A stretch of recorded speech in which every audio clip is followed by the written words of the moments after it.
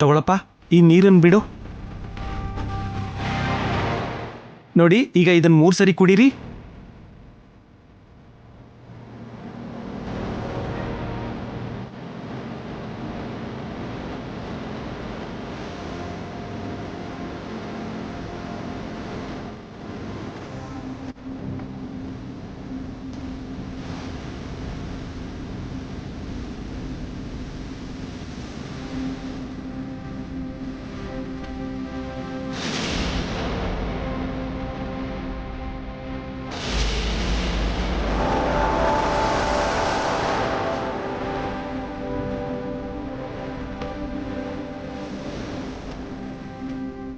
ಓಂ ನಾರಾಯಣಾಯ ಸ್ವಾಹ, ಓಂ ಮಾಧವಾಯ ಸ್ವಾಹ, ಓಂ ಕೇಶವಾಯ ಸ್ವಾಹ, ಓಂ ತ್ರಿವಿಕ್ರಮಾಯ ನಮಃ, ಓಂ ವಾಮನಾಯ ನಮಃ, ಓಂ ಶ್ರೀಧರಾಯ ನಮಃ, ಓಂ ಋಷಿಕೇಶಾಯ ನಮಃ, ಓಂ ಪದ್ಮನಾಭಾಯ ನಮಃ, ಓಂ ದಾಮೋದರಾಯ ನಮಃ, ಓಂ ಸಂಕರ್ಷಣಾಯ ನಮಃ, ಅನಿರುದ್ಧಾಯ ನಮಃ, ಶ್ರೀಧರಾಯ ನಮಃ, ಓಂ ಶ್ರೀಕೃಷ್ಣ ಪರಬ್ರಹ್ಮಣೇ ನಮೋ ನಮಃ.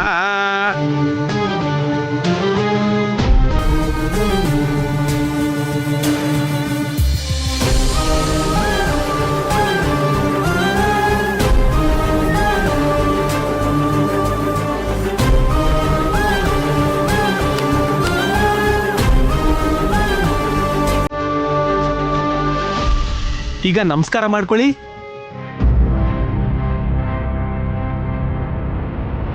ಎಲ್ಲಾನೂ ನಿನ್ಗೆ ಗೊತ್ತಿದೆ, ಮತ್ತೆ ಏನಂತ ಕೇಳ್ಕೊಳ್ಳಿ ಸ್ವಾಮಿ. ನನ್ ಗಂಡ ನನ್ನನ್ನ ಅರ್ಥ ಮಾಡ್ಕೊಳ್ಳೋ ಹಾಗೆ ಮಾಡು. ಎಲ್ಲ ಗೊತ್ತಿರೋ ನೀನು ನಾನು ಅನ್ಕೊಂಡಿರೋದನ್ನ ಸಾಧಿಸೋ ಥರ ನನಗೆ ಆಶೀರ್ವಾದ ಮಾಡು ಸ್ವಾಮಿ. ಭಗವಂತ, ನಮ್ಮ ಅಳಿಯಂದ್ರು ಮನ್ಸು ಬದಲಾಯಿಸಿ ನನ್ನ ಮಗಳನ್ನ ಅರ್ಥ ಮಾಡ್ಕೊಂಡು ಅವರು 100 ಕಾಲ ಜೀವನದಲ್ಲಿ ಸುಖವಾಗಿರೋ ಥರ ಆಶೀರ್ವಾದ ಮಾಡು ತಂದೆ.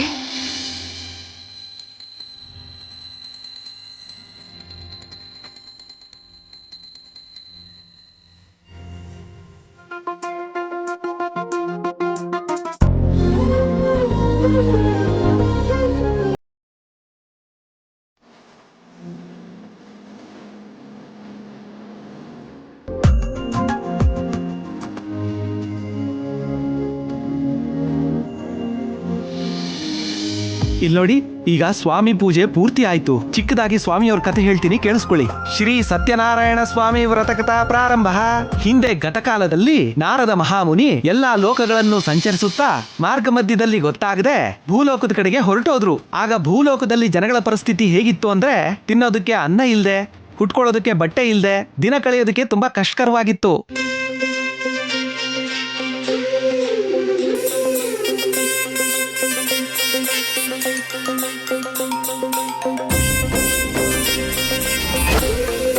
ಈ ವ್ರತನ ಮಾಡಿದವ್ರಿಗೆ, ಈ ವ್ರತ ಕಥೆನ ಕೇಳಿದವ್ರಿಗೆ ಸ್ವಾಮಿಯವರ ಅನುಗ್ರಹ ಸಿಕ್ಕಿ ಸಕಲ ಸಿದ್ಧಿಗಳು ಸಿಗುತ್ತೆ. ರಮಾ ಸತ್ಯನಾರಾಯಣ ಸ್ವಾಮಿಗೆ ಜೈ. ಗೋವಿಂದ ಗೋವಿಂದ. ಅಮ್ಮ, ಈ ತೀರ್ಥನ ಎಲ್ರಿಗೂ ಕೊಡಿ.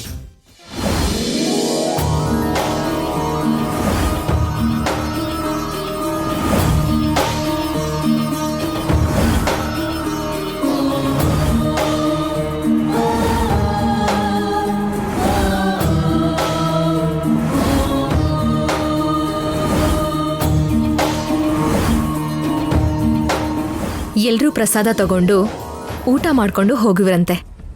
ನೀವೆಲ್ಲ ಊಟ ಮಾಡಿದ್ಮೇಲೆ ಹೋಗೋದು ಹಾಸ್ಪಿಟಲ್ಗೆ. ಆನಂದ ಭೈರವಿ ಮರ್ಯಾದೆ ಬೀದಿ ಪಾಲಾಗುತ್ತೆ.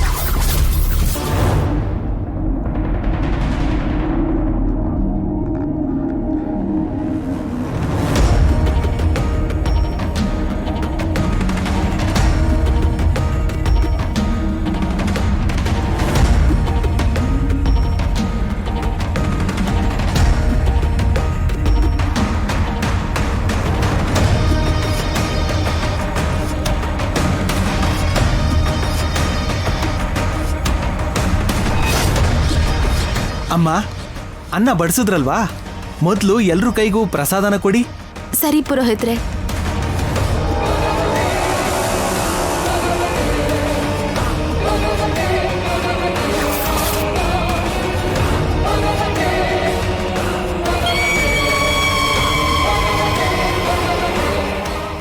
ಬಡ್ಸು ತಿಂದಾದ್ಮೇಲೆ ಗೊತ್ತಾಗುತ್ತೆ ಒಬ್ಬೊಬ್ರಿಗೂ. ನೀನು ಕೂತ್ಕೋ ಅಕ್ಕ. ಯಾಕೆ? ನಾನು ಕೂಡ ಬಡಿಸ್ತೀನಿ. ನಾನ್ ನಿನಗ್ ಬಂದು ಹೆಲ್ಪ್ ಮಾಡ್ತೀನಿ ಬಿಡು. ಪರವಾಗಿಲ್ಲ ಅಕ್ಕ, ನಾನು ಆಲ್ರೆಡಿ ಎಲ್ರಿಗೂ ಬಡ್ಸಾಯ್ತಲ್ವಾ, ನೀನ್ ಹೋಗ್ ಕೂತ್ಕೋ. ಕೂತ್ಕೋ ಅಂತ ಹೇಳ್ತಿದ್ದೀನಲ್ವಾ. ಯಾಕಮ್ಮಿ, ನಾವು ಆಮೇಲೆ ತಿಂತೀವಿ. ಮೊದ್ಲು ನೀನು ಅವ್ರಿಗೆಲ್ರಿಗೂ ಬಡ್ಸು.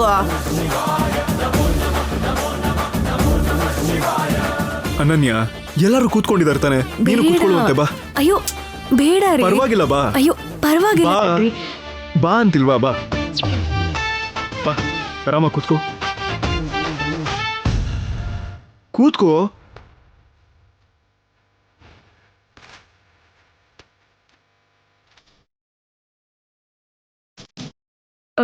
ಏನಮ್ಮಿ, ನಾವು ಕಲ್ಸಿರೋ ಔಷಧಿನ ಈಗ ನಾವೇ ತಿನ್ಬೇಕಾ ಹೆಂಗೆ?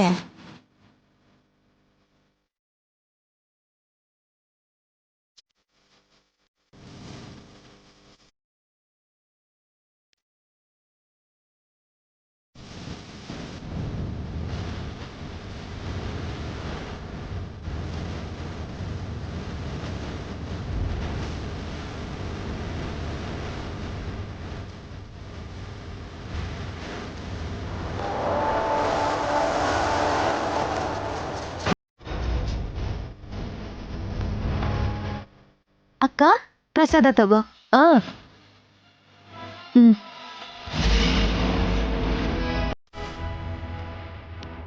ಇನ್ನೊಂದ್ ಸ್ವಲ್ಪ ತಗೋ ಅಕ್ಕ. ಅಯ್ಯೋ ಸಾಕು ಶರಣ್ಯ, ತಿನ್ನು.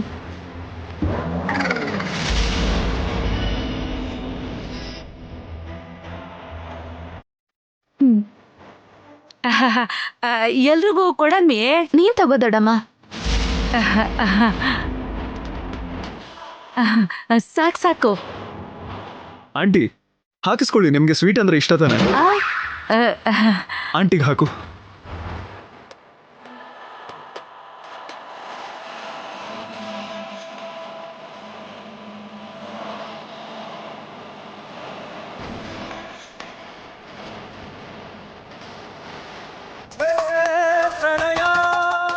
ತಗೊಳ್ಳಿ.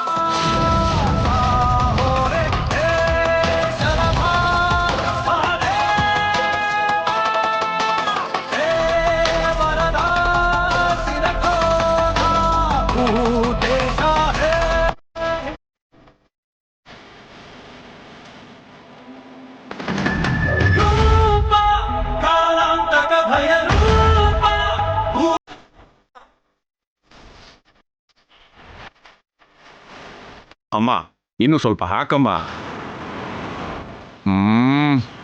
ಇನ್ನೂ ಸ್ವಲ್ಪ.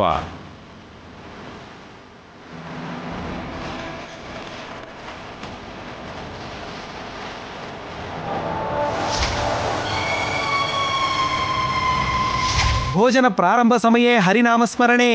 ಗೋವಿಂದ ಗೋವಿಂದ.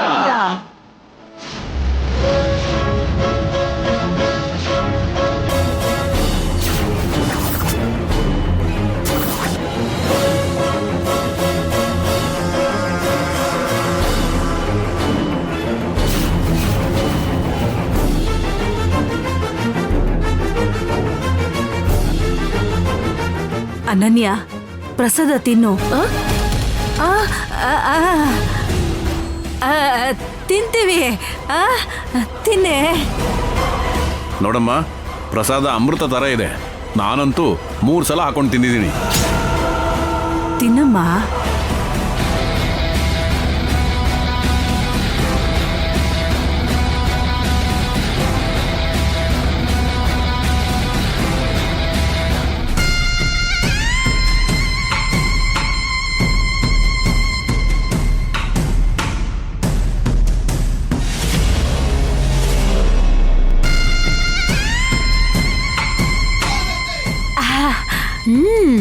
ಅತ್ತೆ, ನೀವು ಹೇಳಿದ ಥರನೇ ಪ್ರಸಾದ ತುಂಬಾ ಚೆನ್ನಾಗಿದೆ.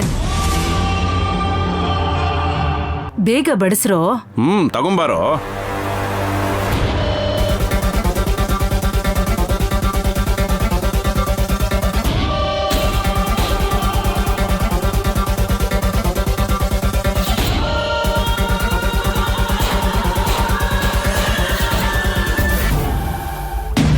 ತುಂಬಾ ಚೆನ್ನಾಗಿದೆಯಮ್ಮ. ನೀನೇ ಮಾಡಿದ್ಯಾ? ಹೌದತ್ತೆ. ನನಗೆ ಗೊತ್ತಿತ್ತಮ್ಮ ನೀನೇ ಮಾಡಿರೋದು ಅಂತ.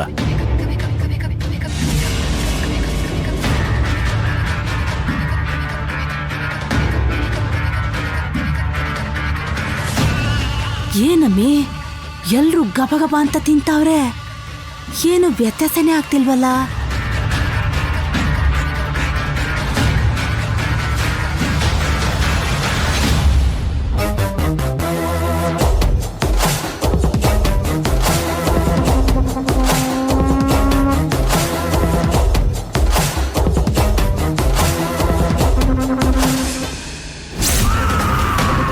ಏನಮ್ಮ ನೀನ್ ತಂದಿರೋದು ಕರೆಕ್ಟ್ ಆಗಿರೋ ಔಷಧಿನ? 100ಕ್ಕೆ 100 ಕೆಲಸ ಮಾಡ್ತೈತಂತ 100% ಗ್ಯಾರಂಟಿ ಕೊಟ್ಟವನಮ್ಮಿ. ಆ ಔಷಧಿನ ಯಾವ್ದ್ರಲ್ಲಿ ಸೇರಿಸಿ ತಿಂದ್ರು ವಾಮಿಟಿಂಗು ಮೋಷನ್ಸು ಒಂದೊಂದ್ಸಲ 2 ಬರ್ತದೆ ಅಂತ ಹೇಳವ್ನೆ. ಮತ್ ಯಾರಿಗೂ ಯಾಕೇನೂ ಆಗಿಲ್ಲ? ನಮ್ ಮಾವ ಅವ್ರು ನೋಡಿದ್ರೆ ಇನ್ನೊಂಚೂರು ಹಾಕು ಅಂತ ಪದೇ ಪದೇ ಹಾಕ್ಸ್ಕೊಂಡ್ ತಿಂತಾ ಇದ್ರು. ಅಲ್ಲಿ ಯಾರಿಗೂ ಮೋಷನ್ ಆಗಿಲ್ಲ, ವಾಮಿಟ್ ಕೂಡ ಬಂದಿಲ್ಲ ಯಾರಿಗೂ. ಯಾರಿಗೆ ಯಾಕೆ?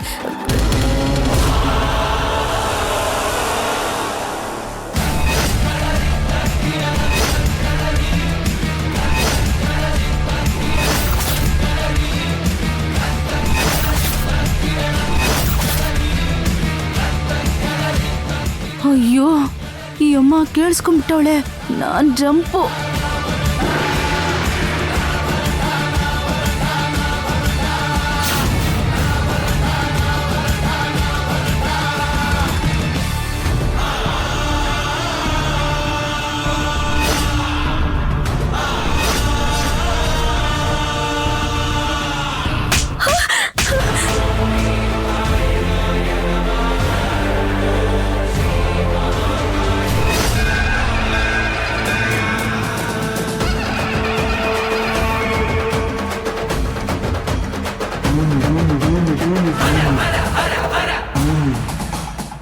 ಯಾಕೆ ಇಂಥ ಕೆಲಸ ಮಾಡ್ದೆ?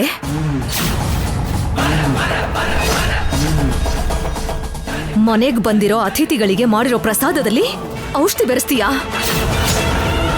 ಬುದ್ಧಿ ಇಲ್ವಾ? 4 ಜನರ ಮುಂದೆ ಮರ್ಯಾದೆ ತೆಗಿಬೇಕು ಅನ್ಕೊಂಡಿದೀಯಾ? ನಾನು ಯಾರ ಮರ್ಯಾದೆನೂ ತೆಗೆಯಕ್ ನೋಡಿಲ್ಲ. ನಾನು ಯಾವ ಔಷಧಿನೂ ಹಾಕಿಲ್ಲ.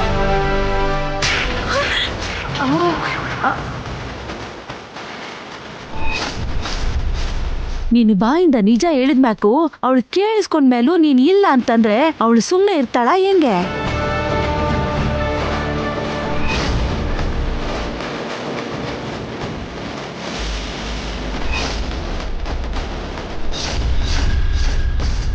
ಊಹಿಸ್ಕೊಂಡಿದ್ದೆ ಅಮ್ಮಿ, 2 ಕೆನ್ನೆಗೂ ಒಡೆಯೋದು ಸರಿ, ಆದ್ರೆ ಔಷಧಿ ಬೆರೆಸಿದ ಪ್ರಸಾದ ಅದ್ ಹೆಂಗ್ ಬದಲಾಯ್ತು?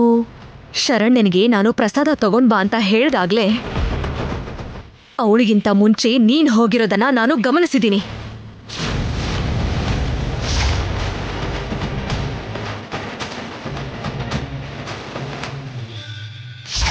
ನನಗಾಗ್ಲೇ ಡೌಟ್ ಬಂದಿತ್ತು.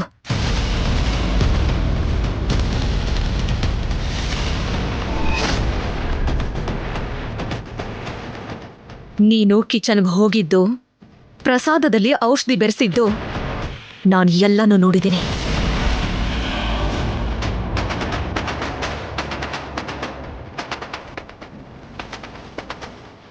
ಆದ್ರೆ ನಿನಗೆ ತಿಳಿದಿರೋ ವಿಷಯ ಏನು ಅಂತಂದ್ರೆ,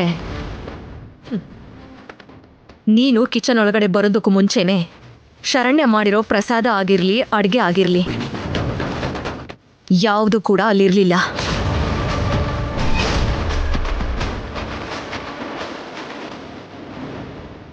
ಅಲ್ಲಿದ್ದಿದ್ದು ಉಳಿದಿರೋ ಎಕ್ಸ್ಟ್ರಾ ಅಡುಗೆಗಳು ಮಾತ್ರ. ಆ ಅಡುಗೆಗಳಿಗೆ ನೀನು ಔಷಧಿ ಹಾಕಿರೋದು.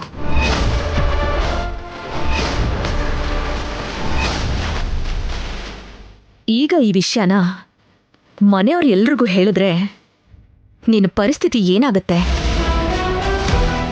ನಿನ್ನ ಗಂಡನ ದೃಷ್ಟಿಲಿ ನೀನೇನಾಗ್ತೀಯ? ಮನೇಲಿರೋ ಎಲ್ರೂ ಸೇರ್ಕೊಂಡು ನಿನ್ನ ಮುಖಕ್ಕೆ ಉಗಿತಾರೆ.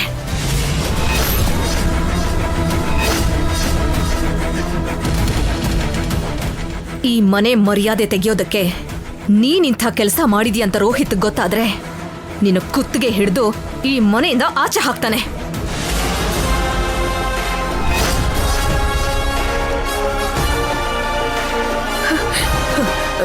ಸಾರಿ ಅತ್ತೆ. ಅಷ್ಟು ಸಾಕಾಗತ್ತಾ? ಅಸಲಿಗೆ ನೀನೇನ್ ಅನ್ಕೊಂಡಿದೀಯಾ? ಏನ್ ಮಾಡ್ಬೇಕು ಅನ್ಕೊಂಡಿದೀಯಾ? ಹುಚ್ಚುಚ್ಚಾಗಿ ಏನೇನೋ ಮಾಡೋದು, ಅಕ್ಕನ ಮುಂದೆ ಹೋಗಿ ಒಳ್ಳೆಯೊಳ ಥರ ನಾಟಕ ಮಾಡೋದು, ನನ್ನ ಬಗ್ಗೆನೇ ಕೆಟ್ಟದಾಗ ಅಭಿಪ್ರಾಯ ಬರೋ ಹಾಗೆ ಮಾತಾಡೋದು, ಇದ್ಯಾವುದು ನನಗೆ ಗೊತ್ತಿಲ್ಲ ಅಂತ ಅನ್ಕೊಂಡಿದೀಯಾ?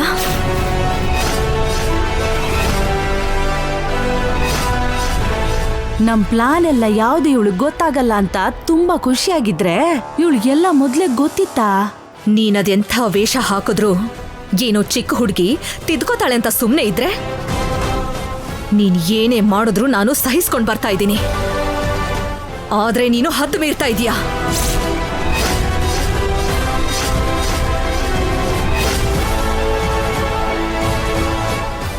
ನನ್ನ ಮೇಲೇನೆ ನೀನು ಟಾರ್ಗೆಟ್ ಮಾಡ್ಕೊಂಡು ನೀನು ಮಾಡ್ತಾ ಇರೋ ಕಾನ್ಸಂಟ್ರೇಷನ್ ಅಲ್ಲಿ 0.5% ನಿನ್ನ ಮೇಲೆ ನಾನೇನಾದ್ರೂ ಕಾನ್ಸಂಟ್ರೇಷನ್ ಮಾಡಿದೆ ಅಂತ ಅನ್ಕೋ, ಒಂದೇ ಒಂದು ನಿಮಿಷ ಕೂಡ ನೀನ್ ಈ ಮನೆಯಲ್ಲಿ ಇರೋದಿಲ್ಲ.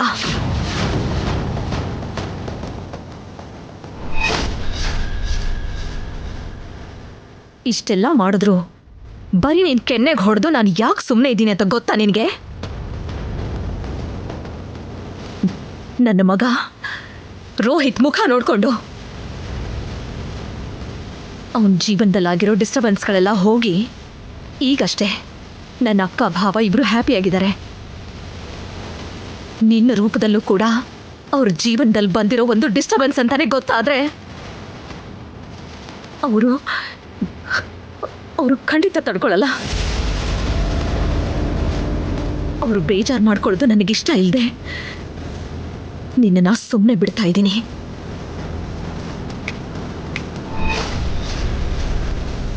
ಆದ್ರೆ ಇದೇ ಕೊನೆ ವಾರ್ನಿಂಗ್.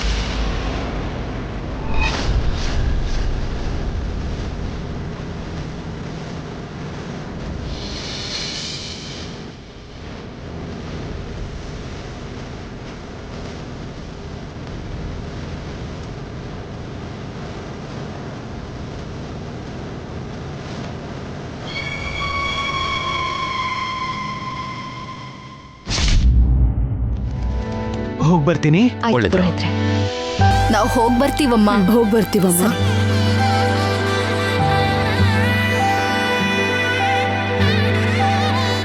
ಅಮ್ಮ ಶರಣ್ಯ, ನಾವಿನ್ ಹೋಗಿ ಬರ್ತೀವಮ್ಮ. ಅಮ್ಮ,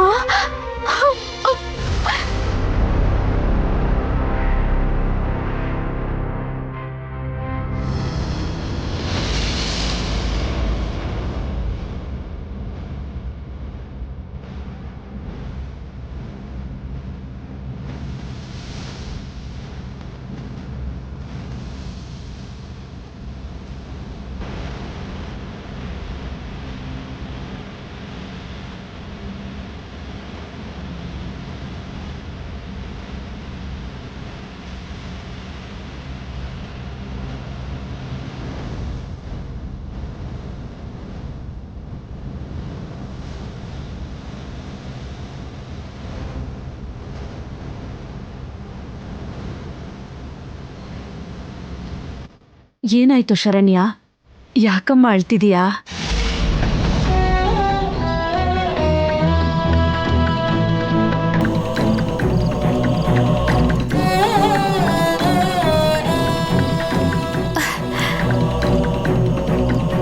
ಏನೂ ಇಲ್ಲ. ಏನಮ್ಮ, ಮದುವೆಗೆ ಬಂದಾಗ್ಲೂ ಕೂಡ ನೀನು ಇಷ್ಟೊಂದು ಕಣ್ಣೀರು ಹಾಕ್ಲಿಲ್ಲ, ಈಗೇನಾಯ್ತಮ್ಮ?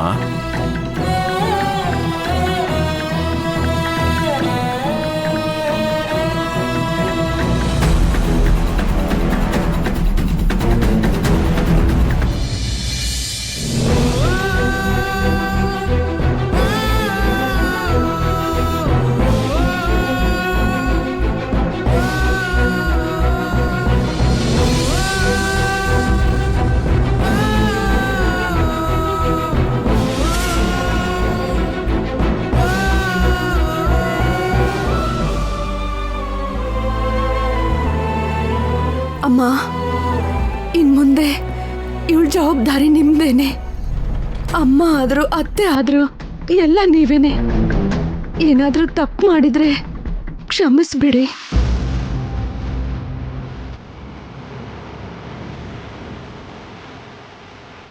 ಏನಾಯ್ತು? ಇವತ್ ಯಾಕೆ ಈ ರೀತಿ ಹೊಸ್ದಾಗಿ ಏನೋ ಮಾತಾಡ್ತಾ ಇದ್ದೀರಾ? ಇವಳಿಗೆ ಈ ಮನೇಲಿ ಏನ್ ಕಡಿಮೆ ಇದೆ ಅಂತ ನೀವು ಭಯ ಪಡ್ತಾ ಇದ್ದೀರಾ?